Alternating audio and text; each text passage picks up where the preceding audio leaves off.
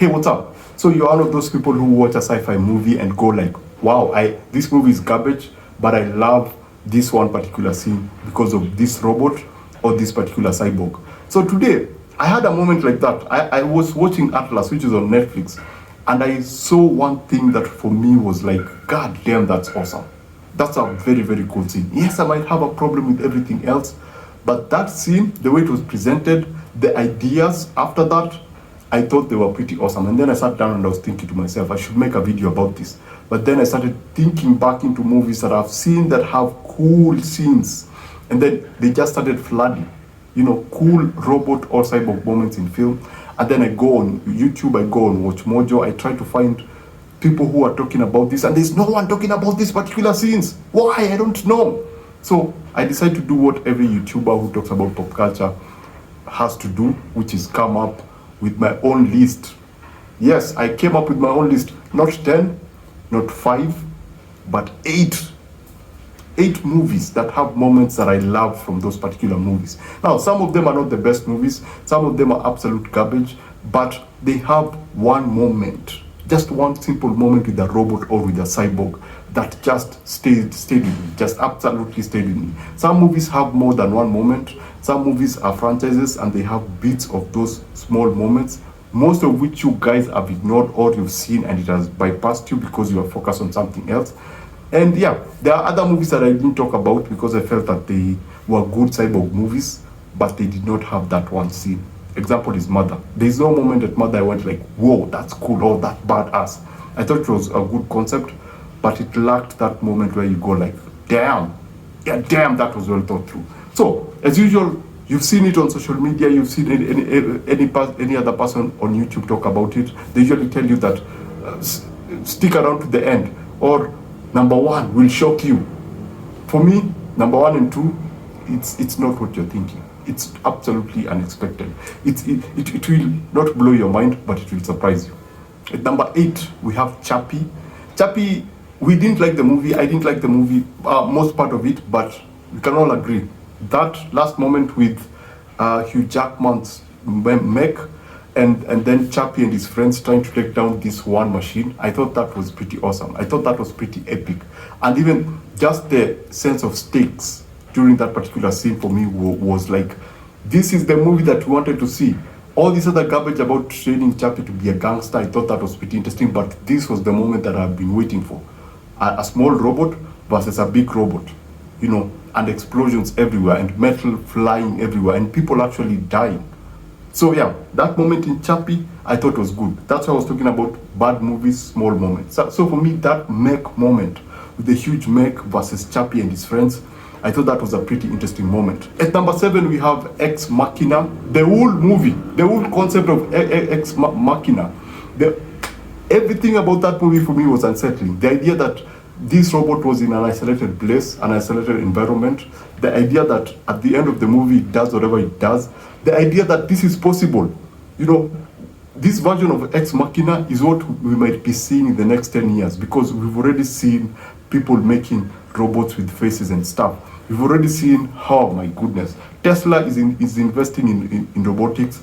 You've seen, you saw what Boston Dynamics released, their new robot. Man, basically, Ex Machina is where we are going.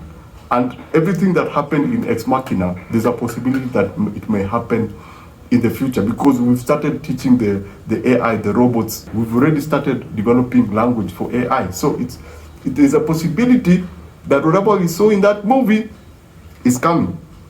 At number 6, we have Code 8 Part 2 specifically. There are 2 moments in the movie that I was like, damn, that's cold.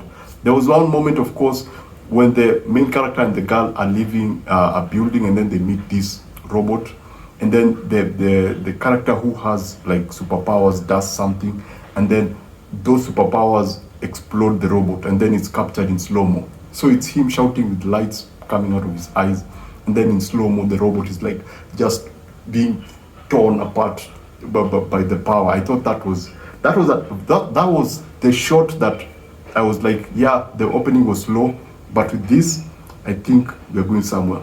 The next thing was the dog. I thought the idea of the dog was a cold one. The other thing was, there's a particular scene that some of the characters go meet under the bridge, and then there's a plane that comes with two robots. Is it two or one? I can't remember properly. And then they're dropped on top of the roof, and they're supposed to assassinate these people who are below the bridge. And if you remember that scene very well, the robots were not like human snipers, whereby you take your time, you test the air, or you're like, ah, man, you're nervous, you're like ready to shoot. No, they were like, they just took out the guns, stood up, looked down, and they just started shooting. Like they were not even flinching, just pressing the button, and they're just standing there. So I thought that those moments for me were like really, really cold. They captured the essence of robots, or how cold robots can be, maybe in the real world, maybe in the future, especially thinking of, again, of Boston Dynamics. That lack of personality, or just a sense of understanding of what they're doing, whereby they're just executing a task, which is to just press a button, and then whatever happens after that, they don't care about. I thought that was a very, very cold moment. I thought that was the best depiction of how a real robot would react in the real world. Number 5, you've seen it everywhere. You've seen it on YouTube. You've watched Elysium so many times, and you're familiar with the idea of the exoskeleton, which was pretty awesome. But the moment that that plane crashes, and then they have to go and get that particular individual from the plane, and then two robots are unleashed on them, that again, how cold can robots be in the real world? Like how cold, if these robots were law enforcers, can they be in the real world? So we get to see a bit of that. But just like Code 8 Part 2, what did I love about this moment? There's this particular gun that can actually destroy robots. There's one that is shot by Matt Damon, and in slow-mo, it just disintegrates as it's flying in slow motion, and you see all the parts just breaking apart. So again, as much as I love the old movie, that was a moment I was like, damn, that's cool. I think the director was having a great time with that particular scene. So at number 4, I think this is what you thought was going to be number 1. I'm sure. It's Terminator. Basically all the Terminator movies, but small moments from each Terminator movie. Like for example, from the first Terminator movie is, we have the moment when he goes to the police station. Now remember during that period, so Arnold Schwarzenegger was not a big name. He was just our ordinary, dude in Hollywood struggling to get projects. And so in this movie, when he comes into the police station and goes like, I'll be back. Remember, we've never heard that phrase before. So when he comes back and just takes out all the police people effortlessly, I remember seeing it for the first time and going like, damn, that's cold. And he does it unflinching. It's not like he's running away. Everybody's just running everywhere, and he's just taking them out slowly. Not even thinking about it, just effectively taking the whole police station out. I thought that for that particular time period was pretty awesome. Then the next one, so Terminator 2, they're just about to hit the big factory. And so our protagonists are in a small car. The antagonist is in a big truck. And so he's chasing them down the track. And so Schwarzenegger decides, you know what? I have a gun. Let me do what I do best. So he jumps he jumps at the back of the van, then jumps on top of the truck with a gun, holds the top of the truck, and then just points the gun at the antagonist and just shoots and just shreds the guy. I thought that was a very, very awesome. It was a cool shot. It was a very, very cool moment. So it's one of those moments I remember seeing as a kid and going like, yes, this is it. This is it. I mean, everything else was mind-blowing. Everything else was cool. Even when holds, a piece of metal, and then his hand turns yellow with those yellow lines, and then he does this, and then the hand goes back to normal. Those moments are pretty cool. So the other one is the camp scene from Terminator Dark Fate. You remember when he's trying to walk into that particular area and all these soldiers are coming around him trying to block him, and then you just start seeing things coming out of their body, which is just like the Terminator is producing all these sharp ends that are just piercing through these people. And he's just smiling while he's walking forward. It's not like he's struggling. He's just walking forward. These people are trying to stop him, and then just see them just being destroyed by all these things that are coming out of this body. I thought that was a very creative scene. And also that final scene and that first time that we see him, I thought those were like super awesome cool. In terms of cool action set pieces, I thought those were very, very good action set pieces. Like one that where he gets a mallet driven to his head, like on the ground. That was pretty cool. The other Terminator one is Terminator Genesis. The acid room. after his acid is poured over him, and then you see the skeleton come up, and then he follows the protagonist into a very tight space, and they have like a super tight space action set piece. I thought that was also pretty cool. Also on Terminator Genesis, there's a moment where Arnold Schwarzenegger is trying to fight with this Terminator, and the Terminator just runs through his body, because he's able to defragment himself. He just runs in and out through his body. I thought that was a very cool way of looking at the Terminator element of the Terminator movies. So at number 3, here is where we get now super interesting, because I'm sure none of you know what is coming right now. So now at number 3, we have a movie that is on Netflix. Most of you are probably not seen it. It's called Warrior of the Future. It's an Asian movie. I think it's a South Korean or Chinese movie.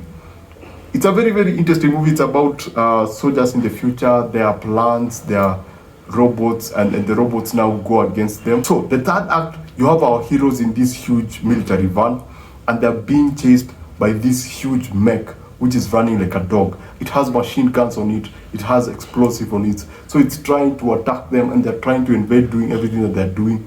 And so you think, they're not going to escalate this, but then they introduce smaller robots. Now remember, these soldiers, our protagonists, have these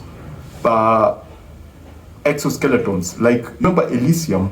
They had this exoskeleton, but they were focusing on the limbs, and they were much smaller. So these guys have full body exoskeletons, and so they get to fight with these particular robots. And that particular action set piece is insane, because you have them inside the car. Sometimes they go on top of the car. So it's these human beings who have been enhanced with exoskeletons versus like industrial like robots. So you have that action set piece happening on top of the car, inside the car, and they're still being chased by a huge mech like dog. It's a huge mech, and it's running like a dog towards them. So I thought that was that whole action set piece, I thought it was pretty interesting. And then you go to now the last moment whereby they have to take down this other huge mech kind of robot. I thought those scenes were pretty awesome. If you've not seen the movie, it's just any other Netflix movie, but those particular scenes, I was like, yeah, that's cool. They were like super cool. So at number 2, we have Atlas, not Cloud Atlas, Atlas. And one specific scene. Yes, the whole movie, every people have their own opinion, because for me it was more of a popcorn movie. It was fun. But that one moment, during the opening of the movie, there's a character called Cascas who is introduced. The black dude, who is supposed to be like this robot that is just introduced to us. You don't know what he's supposed to be doing there. You don't know who he's supposed to be. So that moment when he walks out of the shadow and just walks in, and you have soldiers on this side, and it just takes them out.